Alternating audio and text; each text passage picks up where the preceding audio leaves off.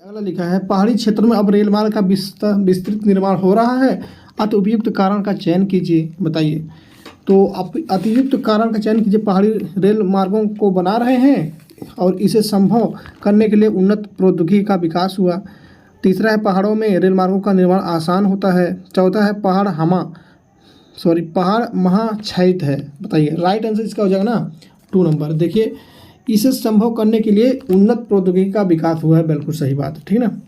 चलिए देखिए बात करेंगे तो उन्नत प्रौद्योगिकी का मतलब क्या होता है। तो ऐसी तकनीक जो अभी भी अपरिपक्व है लेकिन महत्वपूर्ण मूल्य, जैसे कला विज्ञान, वो रिस्क लिया जा रहा हो और वो चीज़ उसमें मूल्य मतलब आगे बढ़ोतरी लेकिन अभी अपरिपक्व है, तो वही बात किया जा रहा है, ठीक है ना। और ये प्रदान करने का वादा भी करती है, ठीक है ना, याद रखना।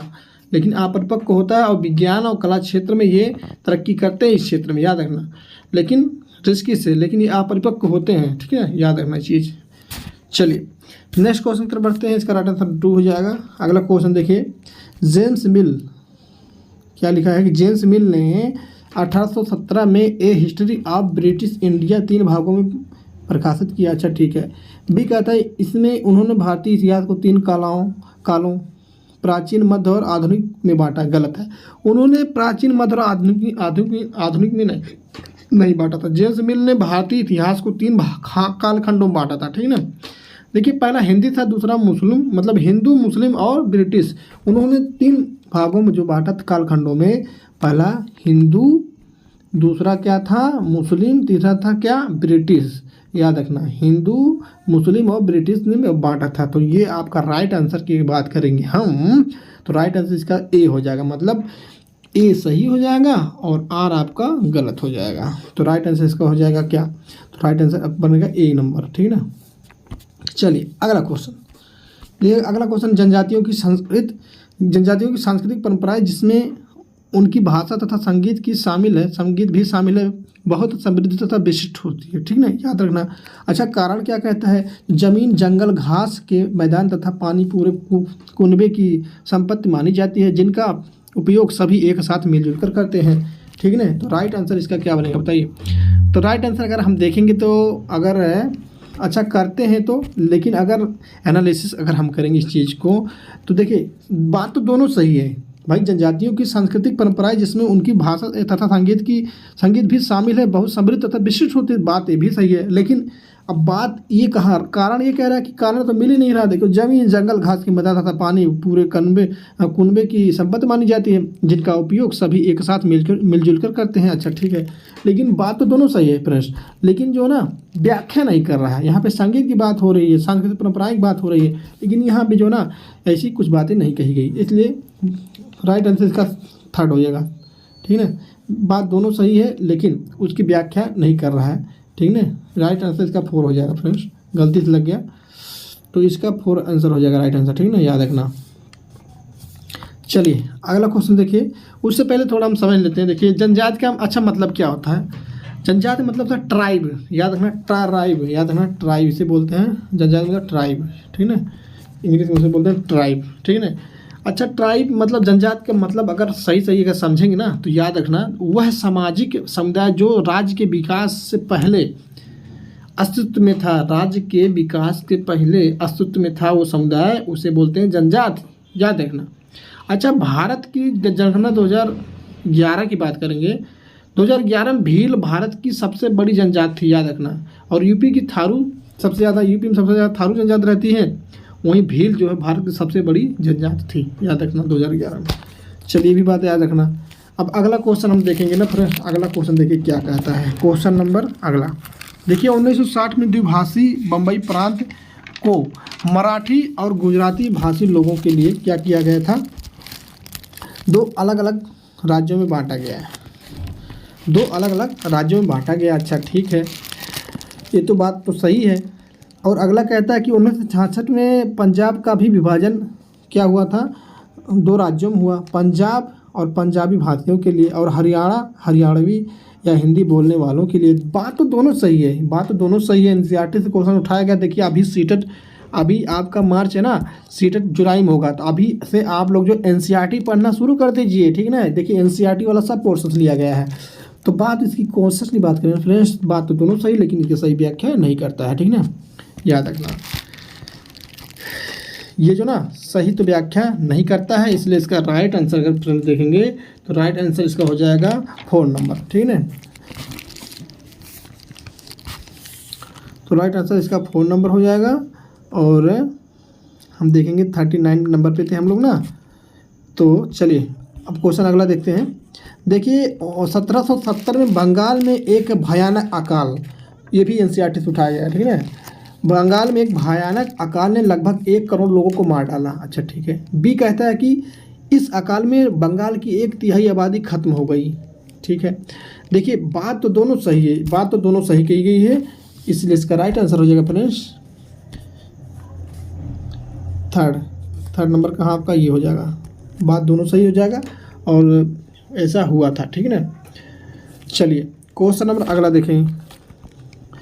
देखिए लिखा पेरिया पूर्णम, ये क्वेश्चन आया था 2 बार आ चुका है। तो पेरिया पूर्णम याद रखना, बहुत important, most important question friend, याद रखना। पेरिया पूर्णम एक तमिल कृति हमें जो किसके बारे में जानकारी देती है, याद रखना।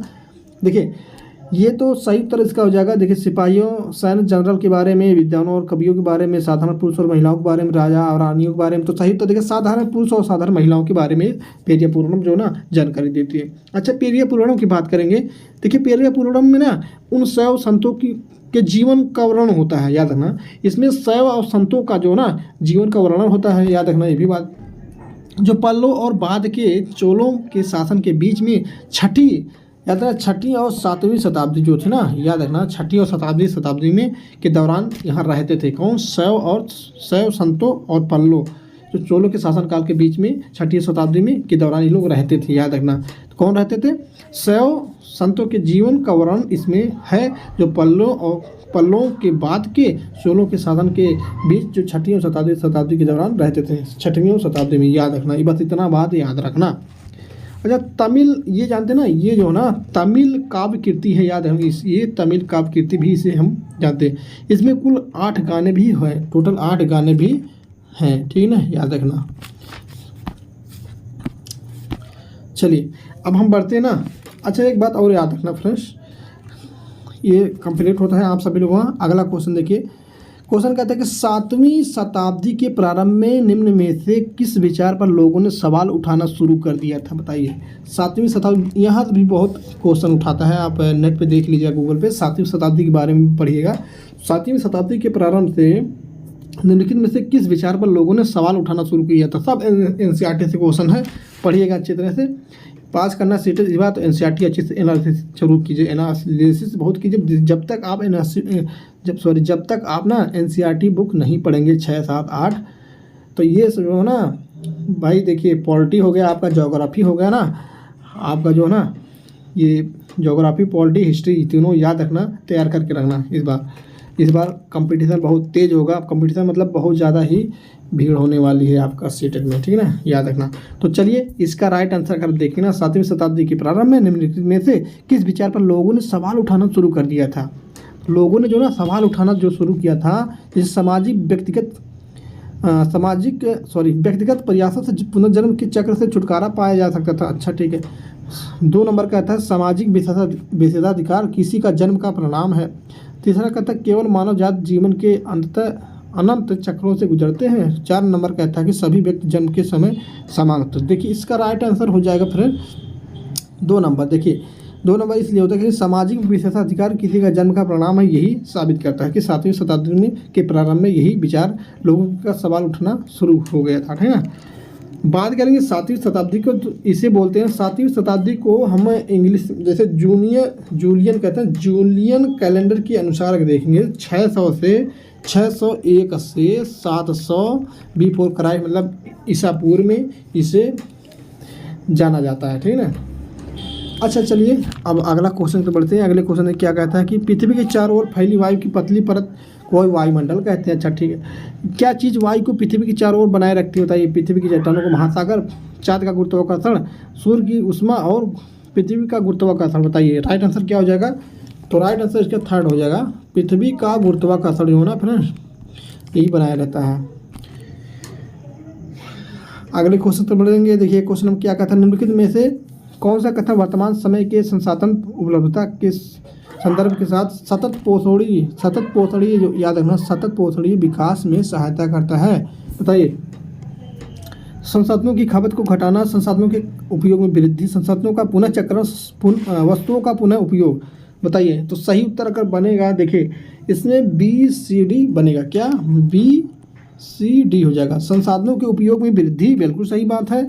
और संसाधनों का पुनः चक्रण और वस्तुओं का पुनः उपयोग, ये बात हो जाए। लेकिन संसाधनों की खपत को घटाना ये सतत पोषणीय विकास में सहायता नहीं करता है। ठीक है ना, याद रखना। अच्छा, सतत पोषणीय विकास का मतलब क्या होता है? तो सतत पोषणीय विकास का मतलब होता है पर्यावरण के संसाधनों का इस तरह इस्तेमाल करना कि भविष्य में भी उनकी आपूर्ति बनी रहे। ठीक है ना, मतलब रिपीट करता हूँ कि पर्यावरण के संसाधनों का इस तरह इस्तेमाल करना कि भविष्य में भी उनकी आपूर्ति बनी रहे। इसमें अजव और जव मतलब पारंपरिक ऊर्जा और गैर पारंपरिक ऊर्जा। पारंपरिक ऊर्जा में जैसे आप क्या आ जाएंगे, गैस हो गया, ठीक है ना, कोयला हो गया, ये सब जो होते हैं ना, ये सब पारंपरिक ऊर्जा। लेकिन गैर पारंपरिक ऊर्जा की बात करेंगे आपका, उसमें तो भाई पेट्रोल भी आ जाएगा। लेकिन इसमें है गैर पारंपरिक, सौर ऊर्जा हो गया आपका, सौर प्लांट जो होता है, पवन चक्की, सब जो होते हैं गैर पारंपरिक ऊर्जा होते हैं। तो देखिए हम कह सकते हैं कि ये इसका राइट आंसर जो हो जाएगा ना बी, यानी कि BCD इसका राइट आंसर क्या हो जाएगा? इसमें अगर राइट आंसर देखेंगे ना तो इसका राइट आंसर क्या बन रहा है बताइए? ACD बनेगा क्या?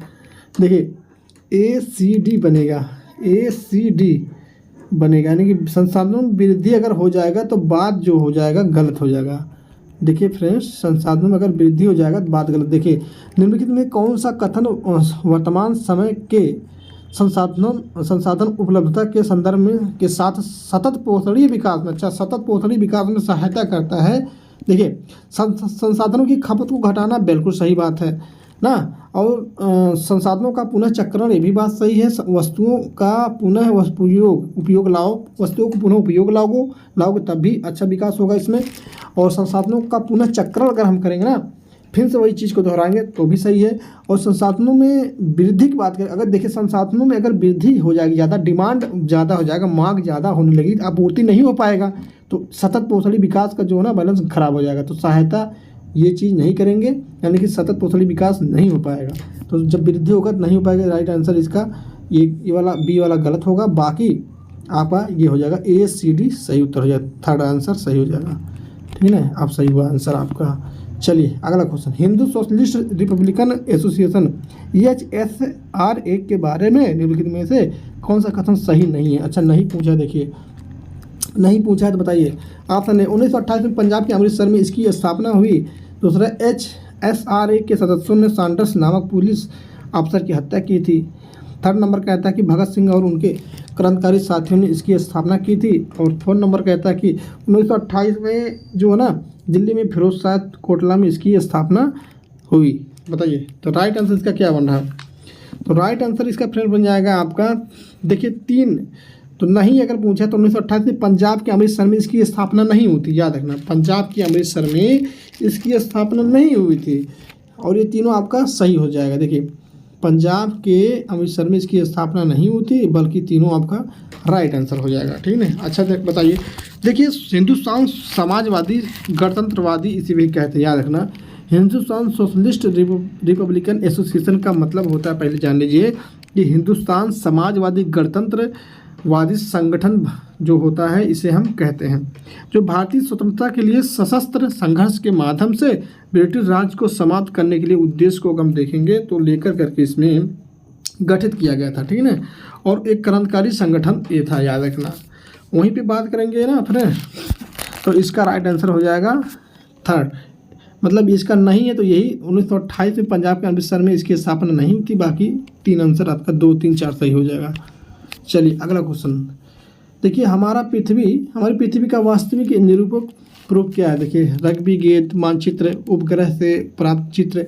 तो सही उत्तर इसका ग्लोब। देखिए ग्लोब जो है ना, ग्लोब में हम बहुत कुछ दर्शा देते हैं, भौगोलिक स्थिति जो हम अच्छी तरह देख लेते हैं। जैसे ग्लोब का अच्छा मतलब क्या था, इसे इंग्लिश में बोलते हैं ग्लोबस ना, इसका अर्थ जो होता है ग्लोबस, इंग्लिश में ग्लोबस।